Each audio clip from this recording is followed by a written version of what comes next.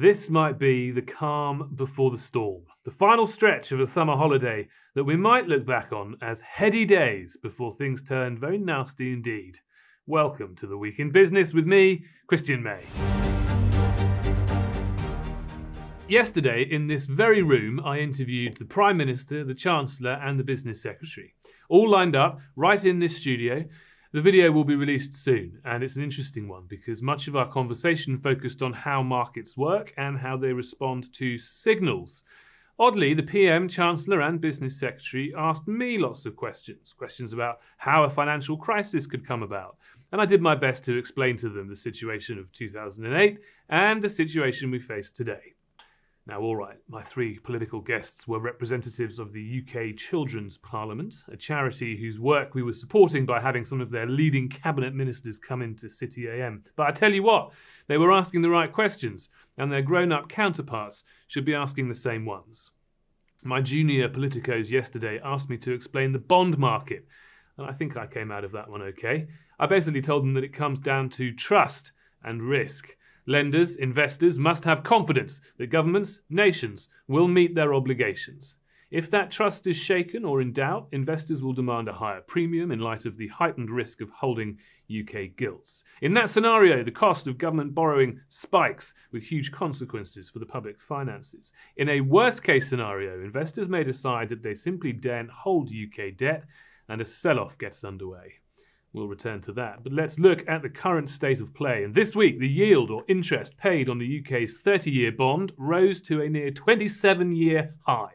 The climb in borrowing costs just in recent months has increased the cost of financing the UK's debt mountain to a staggering £100 billion a year. The markets are losing faith that the government will be able to marshal the forces necessary to restore the health of the economy. Instead of solid growth, declining inflation and sound public finances, the bond market can see what the rest of us can see. Structural weaknesses in the economy, poor confidence, painfully low growth, stubborn inflation, a £50 billion black hole in the public finances, and a governing party whose MPs will not countenance any spending cuts. If a crisis erupts, we will be able to look back and say that the warning signs were clear. Last week, a number of heavyweight economists broke cover and sounded the alarm. Professor Jagit Chadha, who recently stepped down from running the National Institute for Economic and Social Research, the UK's oldest economics think tank, warned that the UK economy was at risk of collapse. He told Liam Halligan's podcast that our situation is as perilous as the period leading up to the IMF loan of 1976, when Britain had to be bailed out. He said he could imagine such a catastrophe happening again, at which point we will not be able to roll over our debt, we will not be able to meet our pension payments, benefits will be hard to pay out, as any rescue package would come with the requirement to slash public spending, in much the same way as austerity was imposed on Greece after its own crisis.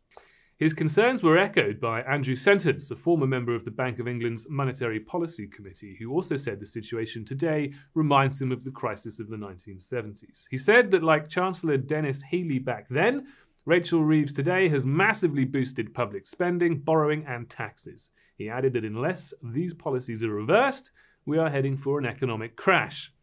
In truth, things are very different now, and the chances of the UK going cap in hand to the IMF are remote. But that doesn't mean the problems aren't real, or that this government couldn't make them worse.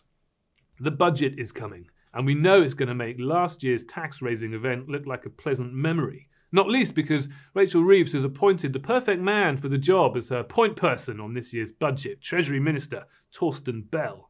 This is a man who has never seen a tax he didn't want to raise.